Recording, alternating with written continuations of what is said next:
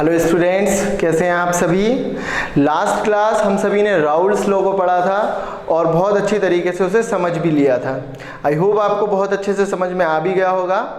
आज मैं आपके लिए उसी पे बेस्ड एक छोटा सा, ये समझ लीजिए डेरिवेशन टाइप का ही है, वो कराने वाला हूँ, ठीक है ना। और वो क्या है कि determine the formula of molar mass of solute by relative lowering in vapour pressure.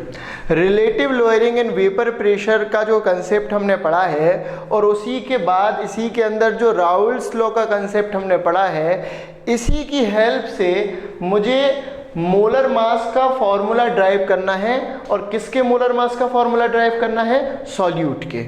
Solute के मोलर मास का फॉर्मूला डिटरमाइन करना है, यानी निकालना है with the help of relative lowering in vapour pressure. तो शुरू करते हैं आज का लेक्चर। ध्यान दे लें सभी, ज़रा देखिए ज़रा।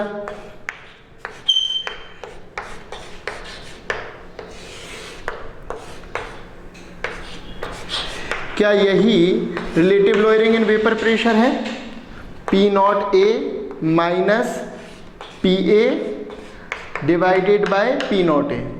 इसी चीज़ को हम relative lowering in vapour pressure कहते हैं। ठीक, इतना तो हमें पता है, हम सीख भी चुके हैं।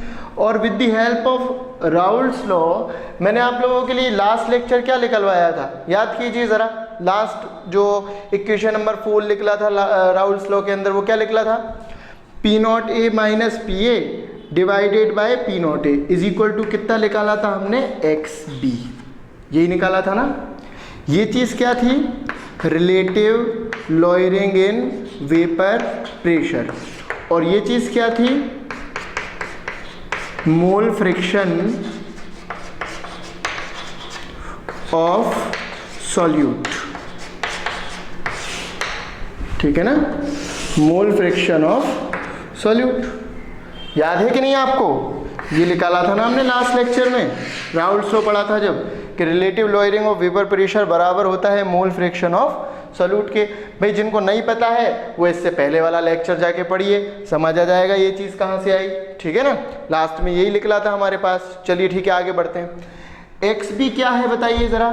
मोल fraction of solute. Mole fraction of solute क्या है? X B. और X B is equal to formula क्या होता है बताएं?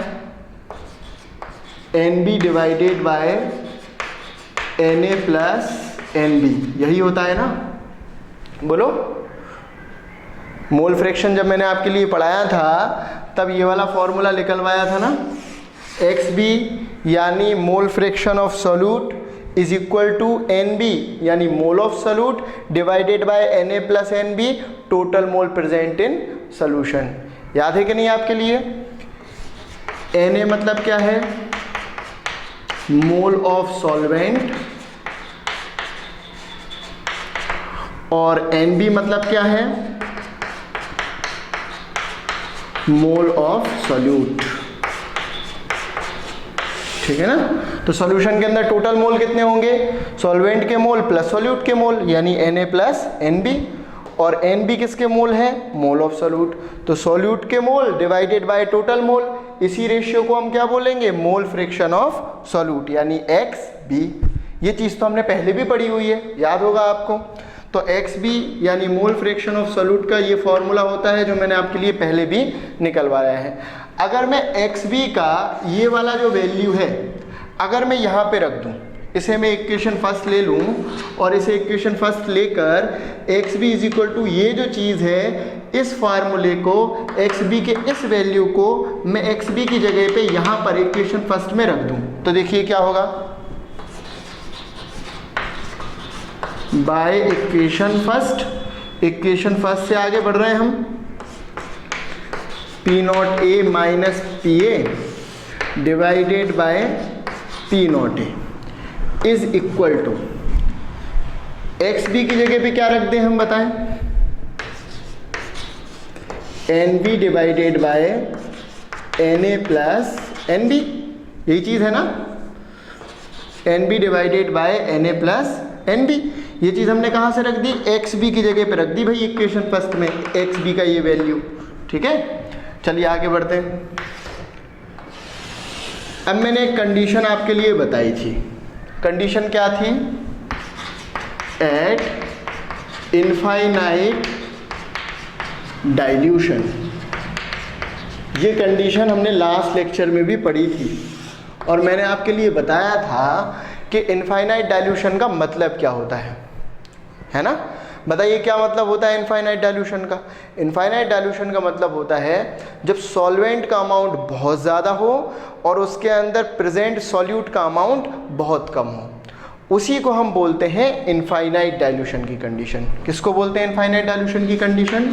कि भाई जो सॉल्वेंट है उसका अमाउंट बहुत ज़्यादा हो सॉल्यूट से, और सॉल्यूट का अमाउंट सॉल्वेंट के कंपैरिजन में इतना कम हो कि इस सॉल्यूट के अमाउंट को हम क्या मान लें? नेग्लिजिबल। सॉल्यूट का अमाउंट सॉल्वेंट के कंपैरिजन में इतना कम है कि सॉल्यूट के अमाउंट को नेग्लिजिबल मान के, लगभग ज़ीरो मान के हम हटा दें। ठीक है ना। तो इसी कंडीशन को हम इनफाइनाइट डाइल्यूशन की कंडीशन कहते हैं। ठीक, ये चीज़ तो मैंने आपको लास्ट क्लास में भी बताई है ना। चलिए, तो अगर इनफाइनाइट डाइल्यूशन की कंडीशन अगर हम लगाएं तो उस कंडीशन में सॉल्वेंट के मोल यानी Na बहुत ज़्यादा हैं सॉल्यूट के मोल यानी Nb से। Na मतलब मोल ऑफ सॉल्वेंट, Nb मतलब मोल ऑफ सॉल्यूट। और मैं कंडीशन कौन सी लगा रहा हूँ? इनफाइनाइट डाइल्यूशन की, जिसमें सॉल्वेंट बहुत ज़्यादा है सॉल्यूट के कंपैरिजन में, और सॉल्यूट इतना कम है कि सॉल्यूट को मैं नेग्लिजिबल भी मान सकता हूँ। तो अगर मैं सॉल्यूट को नेग्लिजिबल मान सकता हूँ, यानी सॉल्वेंट के मोल बहुत ज़्यादा है सॉल्यूट के मोल से, तो उस कंडीशन में हम सॉल्यूट के मोल को यानी Nb को नेग्लिजिबल मान लें।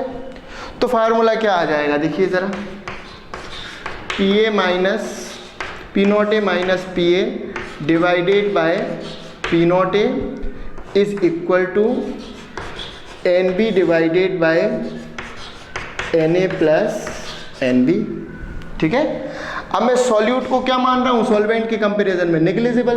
तो इस चीज़ को हम नेग्लिजिबल मान के क्या करें? हटा दें। बात समझ में आ रही है आपको? कि देखिए फार्मूला क्या था?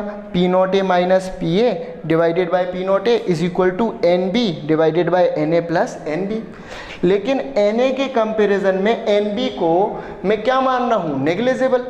क्यों मान रहा हूँ नेग्लिजिबल? Nb मतलब सॉल्यूट के मोल, और सॉल्यूट बहुत ज़्यादा कम है इनफाइनाइट डाइल्यूशन पे। अगर मैंने कंडीशन इनफाइनाइट डाइल्यूशन की ले ली तो इनफाइनाइट डाइल्यूशन पे सॉल्वेंट बहुत ज़्यादा है और सॉल्यूट बहुत कम है। इतना कम कि सॉल्यूट को हमने नेग्लिजिबल मान लिया। अगर सॉल्यूट को नेग्लिजिबल मान लिया तो सॉल्वेंट के मोल के कंपैरिजन में सॉल्यूट के मोल यानी Nb को भी हमने नेग्लिजिबल मान लिया। अगर इसको सॉल्यूट के मोल को नेग्लिजिबल मान लिया तो Nb divided by Na plus Nb की जगह पर 0 रख लें हम। बात समझ गए ना आप? Nb को हटा दें नेग्लिजिबल मान के, तो फॉर्मूला क्या आ जाएगा बताइए? P naught A minus Pa divided by P naught A Nb by Na। आ जाएगी ना ये चीज़? अब भाई किसी के मन में ऐसा डाउट तो नहीं आ रहा है ना? वैसे ये चीज़ नहीं आनी चाहिए, लेकिन अगर ऐसा डाउट तो नहीं आ रहा है कि यहाँ से तो Nb हटा दिया लेकिन यहाँ से Nb नहीं हटाया। भाई नेग्लिजिबल मान रहे हैं यानी लगभग 0 मान रहे हैं, तो उस कंडीशन में यहाँ से अगर Nb हटाया है तो यहाँ से भी Nb को हटाना चाहिए, है ना। लेकिन ऐसा नहीं हो रहा है। वैसे तो बहुत से लोगों को ये खुद अपने आप समझ में आ गया होगा, जिनको नहीं आया है मैं उनको बता रहा हूँ। अच्छा बताइए ज़रा, अगर मैं 3 में 0 को प्लस करूँ तो 3 पे कोई भी फ़र्क पड़ने वाला है क्या? बताओ। अगर 3 में मैं 0 जोड़ रहा हूँ तो इक्वल टू आंसर कितना आएगा मेरे पास? 3 को कोई भी फ़र्क पड़ा क्या इस 0 के जोड़ने से? नहीं पड़ा ना। लेकिन अगर मैं 3 का इस 0 से डिवाइड करवाऊँ, अब बताइए आपको ये फ़र्क पड़ेगा क्या? अरे बिल्कुल पड़ेगा ना। 0 से अगर डिवाइड करूँ या 0 में अगर इंटू करूँ तो फ़र्क पड़ता है। कितना आ जाएगा? 0 ही आ जाएगा। या अगर 3 का आप 0 से इंटू करो तो भी कितना आ जाएगा? 0। मैं क्या कहना चाहता हूँ कि 0 को अगर आप किसी चीज़ में ऐड कर रहे हो या फिर उससे माइनस कर रहे हो, अगर 0 को मैं माइनस करूँ तो भी कोई फ़र्क नहीं पड़ना। तो जोड़ने और घटाने में तो 0 का कोई भी प्रभाव नहीं पड़ेगा। लेकिन अगर कहीं पे डिवाइड या इंटू की बात आती है तो वहाँ पे तो 0 भी जो है मायने रखेगा ना।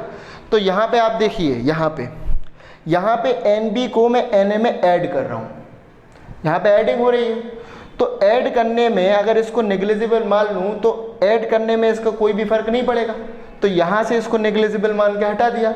लेकिन यहाँ पे क्या हो रहा है, डिवाइड, तो डिवाइड में तो नेग्लिजिबल मतलब जीरो का भी कोई ना कोई फर्क पड़ने वाला है, तो यहाँ से मैं NB को नहीं हटाऊंगा। बात समझ में आ गई ना कि यहाँ से NB को क्यों हटा रहे हैं और यहाँ से NB को क्यों नहीं हटा रहे। भाई यहाँ पे अगर मैं NB को ज़ीरो मान रहा हूँ, नेग्लिजिबल मान रहा हूँ, ना के बराबर ज़ीरो, तो अगर यहाँ पे ज़ीरो रखें तो ज़ीरो को इसमें जोड़ेंगे तो इस पर कोई फ़र्क नहीं पड़ना, ज़ीरो को किसी भी चीज़ में जोड़ लो कोई फ़र्क नहीं पड़ना, तो इसको हटा दिया हमने नेग्लिजिबल ज़ीरो मान के। लेकिन अगर यहाँ पे मैं ज़ीरो रख रहा हूँ तो डिवाइड का तो फ़र्क पड़ेगा ना, ज़ीरो में किसी भी चीज़ का डिवाइड करेंगे तो वो तो अलग ही हो जाएगा उसका काम पूरा, समझ गए ना। 3 में ज़ीरो जोड़ रहा हूँ तो कोई फ़र्क नहीं पड़ रहा, लेकिन डिवाइड कर रहा हूँ या इंटू कर रहा हूँ तो फ़र्क पड़ रहा है। तो हम इधर से नेग्लिजिबल मान के इसको नहीं हटाएंगे, समझ गए ना बात को, इधर से हटा देंगे, ठीक है। वैसे तो ये बहुत आसान बात थी, चलो ठीक है भाई आगे बढ़ते हैं। तो मेरे वतन के लोगों, हमने कितना कर लिया है बताओ, P0A minus PA divided by P0A is equal to NB divided by NA plus NB था। यहाँ पे मैंने ये बोला कि Na के कंपैरिजन में मैंने NB को यानी सॉल्यूट के मोल को नेग्लिजिबल मान लिया है, क्योंकि कंडीशन लगाई हुई है इनफाइनाइट डाइल्यूशन की, और इनफाइनाइट डाइल्यूशन पे सॉल्यूट का अमाउंट सॉल्वेंट के अमाउंट के कंपैरिजन में बहुत ही कम होता है, ठीक है ना। आगे बढ़ते हैं। तो भाई NB को नेग्लिजिबल मान के यहाँ से हटा दिया, Na प्लस NB था, NB को हटा दिया, अकेला Na बचा, ठीक।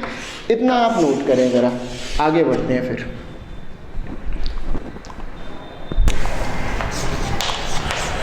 Let amount of solvent is WA and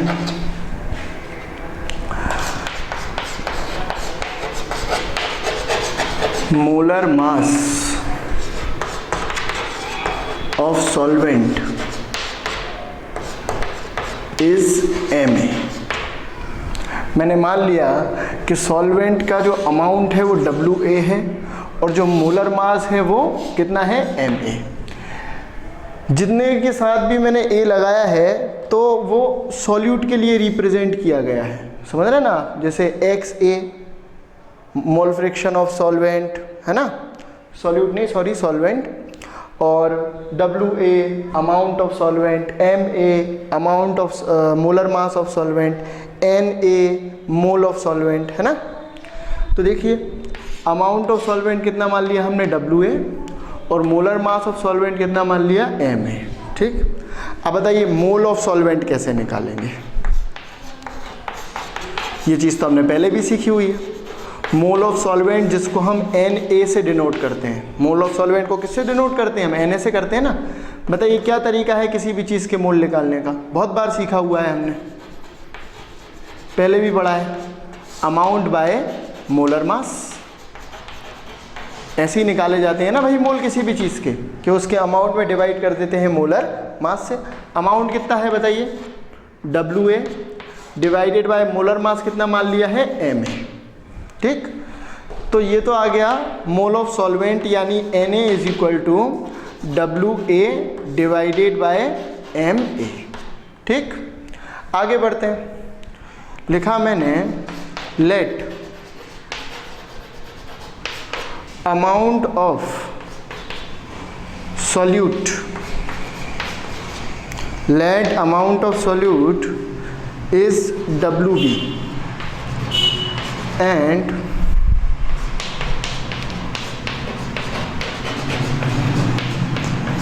molar mass of solute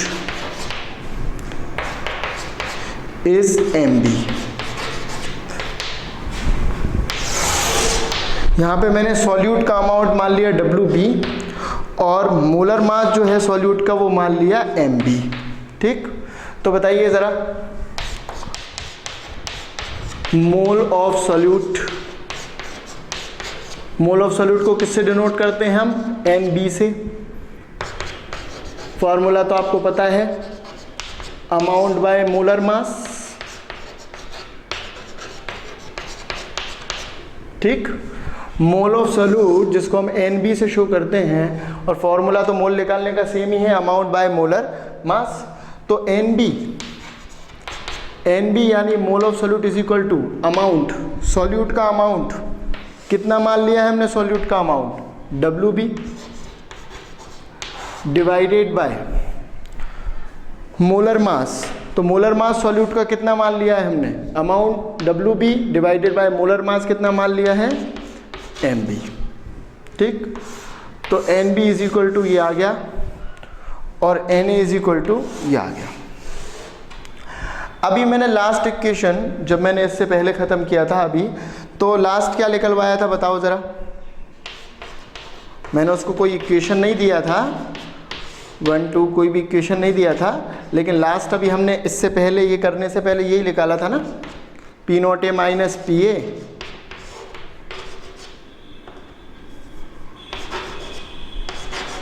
ये चीज़ निकाली थी ना अभी हमने। इनफाइनाइट डाइल्यूशन की कंडीशन लगाकर अभी थोड़ी देर पहले यही निकाला था ना। यहाँ पे Na प्लस NB था, NB को नेगलेक्ट कर दिया था, नेग्लिजिबल मान के उसको हटा दिया था, NB डिवाइडेड बाय Na, ये चीज़ आ गई थी। अब मैं क्या कर रहा हूँ कि इसके अंदर मैं Na की जगह पर, ये जो Na है, इस Na की जगह पर Na का ये वैल्यू, और NB की जगह पर ये जो NB है, NB का ये वैल्यू, ये रख देने वाला हूँ। बात समझ में आ गई आपको। मैं Na और NB का वैल्यू, इसको कोई इक्वेशन दे देता हूँ, मान लो कि ये इक्वेशन सेकेंड है। ये इक्वेशन सेकेंड में आपको पहले ही निकलवा चुका हूँ, किसी के मन में ये तो नहीं आ रहा है कहाँ से आ गई, अभी थोड़ी देर पहले निकाली थी ना ये, इसे करने से पहले, है ना। ये लास्ट जब मैंने नोट करने को बोला था, जब लास्ट मैंने यही निकलवाया था आपको, P0A minus PA divided by P0A is equal to NB divided by Na।